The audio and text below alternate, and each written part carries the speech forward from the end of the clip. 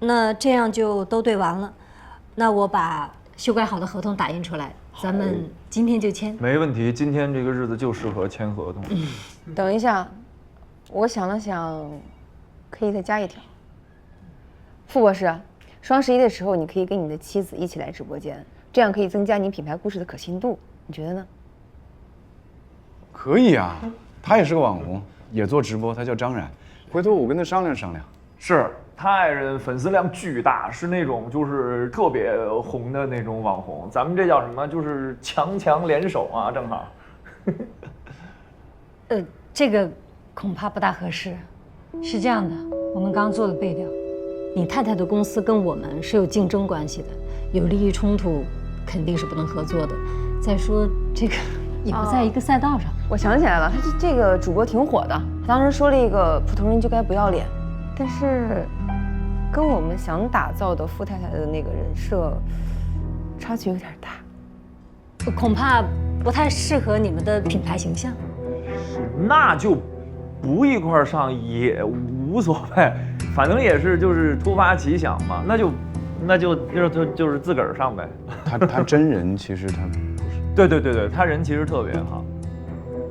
还是要带的，不然的话，你跟别的品牌的区别在哪儿呢？做的意义是什么呢？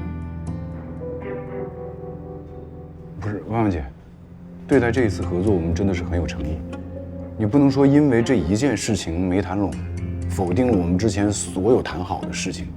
我们现在已经开始备货了。傅博士，你别着急啊，我又没有说不上，总是有解决办法的嘛。想一想，想一个两全其美的办法。这也不光是为了我们直播间，也是为了你品牌的长久度来考虑的。具体这个两全其美是体现在哪个方面呢？直播嘛，真真假假的，谁在乎？重要的是，你们把货卖了，把品牌做好，就这么简单。明白，什么？明白，我明白。放心吧，这个事儿我来安排。还是李总善解人意啊。那么合作愉快啊！合作愉快。合作愉快。哦，好，合作愉快。我们一会儿还有一个品牌方要见。好，那不送了。好，你们先忙。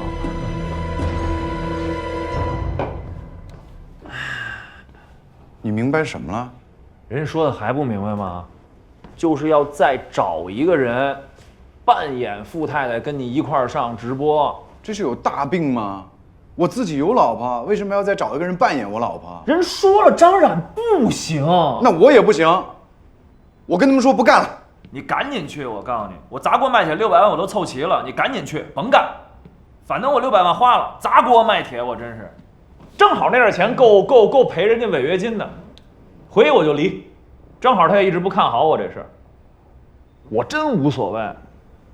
就我们家孩子可怜点儿，那么小的岁数，就得替父还债，也挺好，甭跟家待着了，提篮小麦十没扎，出去干活去吧。刀七，我告诉你，这要不是在别人公司，我抽死你我！哎呦，别动啊！这有什么的呀？啊？有什么的呀？你换个角度想啊，张冉人家就是干这个的，你就正常跟他说，你说工作需要，而且这边说了真真假假直播，张冉能不明白吗？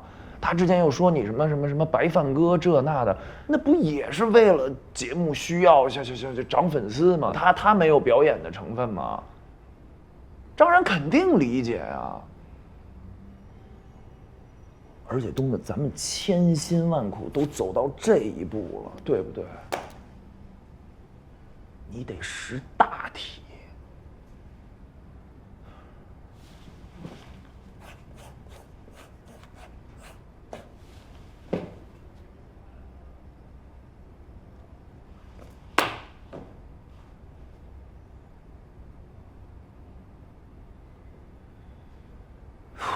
你看个毛线气！哎，这怎么还穿上婚纱了？内定了？啊？您别逗我不乐了，瞅瞅这俩人，这两位今天都没来现场，但是我觉得从气质和学历上看，好像都还挺符合。不行不行，这批的太厉害了。哎，这整过了，咱不是说了吗？影响公司形象啊。哎，来，哎呦，你可来了，你找我啊？这干嘛呀？上回万万姐说完那个建议之后呢，我就把这个事儿跟邢总汇报了一下，邢总雷厉风行，就帮你把这事儿给张罗起来了。我呢也知道你的配合度一定不会太高，所以一试二试都没叫你，今天是3试，也是终审。当然，最后这个人选肯定还是万万姐那边定，怎么着你也自己看看吧。我看什么？什么看什么呀？未来的富太太们呀！瞅瞅吧，我们眼睛都快挑花了。别闹！干什么你？我坐下。干嘛去啊？这原则问题。什么原则问题？这是工作，坐好。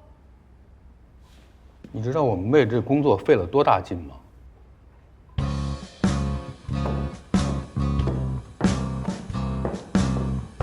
大家好，我叫 Mary， 身高1.64米，体重50公斤，目前是一个瑜伽老师。然后我的爱好是音乐和健身。那我的英语有8级，钢琴也有6级。如果我能成为富太太的话，相信会成为她很好的一个贤内助。大家好，我叫哈娜，身高1.68米，体重90斤，职业不知名小演员。本人觉得没有什么特殊出彩的技能，但是我见人说人话，见鬼说鬼话的技能炉火纯青，特别是特殊场合、突发情况。请留步。啊，我想问一下，就比如说啊，有一天你晚上下班回家，很晚了，你突然发现客厅里，坐着一个鬼，那你怎么用鬼话去向他推荐我们这个产品呢？大家好，我叫魏球球，身高1.78米，体重114。大家好，我叫玉秀，小家碧玉，大家闺秀。大家好，我是比利。Hello， 大家好，相信我的个人资料你们已经初步看过了。我跟傅博士有着相似的海外生活经历，我想说，我的经历和能力都比在座的面试者更有优势胜任这份工作。你们可以叫我七七。那七七老师，如果让您用一句话来向没有使用过我们产品的用户推荐我们的产品，您会怎么说呢？用用你就知道了。我觉得关于产品的问题，那应该是副总的公司考虑的问题。那么我作为他的太太，一不过问他的工作，二不参与他的工作，这是作为富太太应该做的一份本职工作。好的，谢谢。谢谢。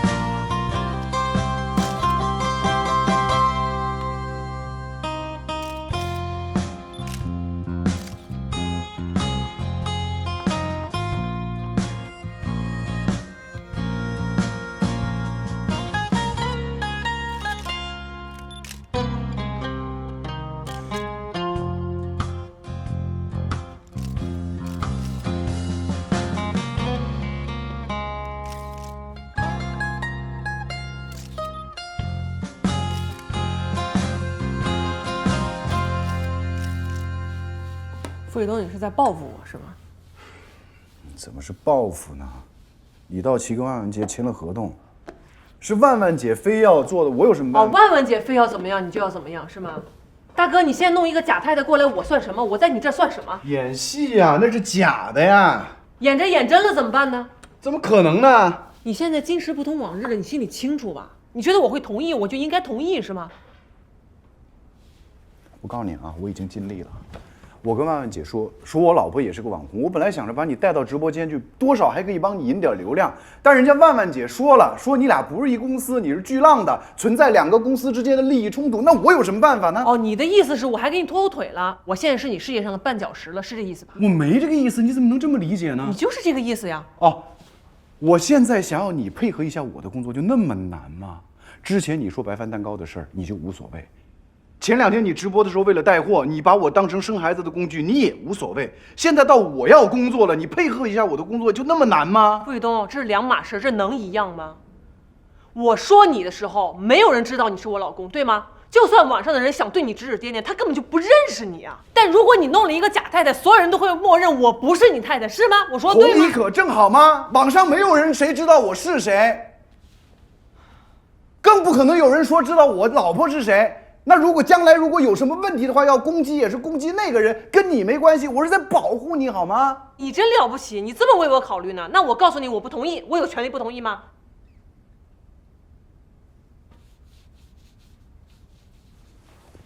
费劲。傅雨东，我认为我们从加拿大你跟我回来，那行，我们说加拿大的事儿，好吧？之前我在加拿大生活的挺开心的，你说你要回国当网红，我支持你，可以，我俩一块儿回来。你知道我扛着多大的压力吗？回来之后我要考虑你的感受，考虑你爸的感受，你妈的感受，所有人的感受我都要顾虑。我每天在外面给人修东西，我说过一句话吗？我所有的事情都自己消化了。现在李道奇为了这个事儿，把能压的全都给压上了，我能看着他不管吗？我听明白了，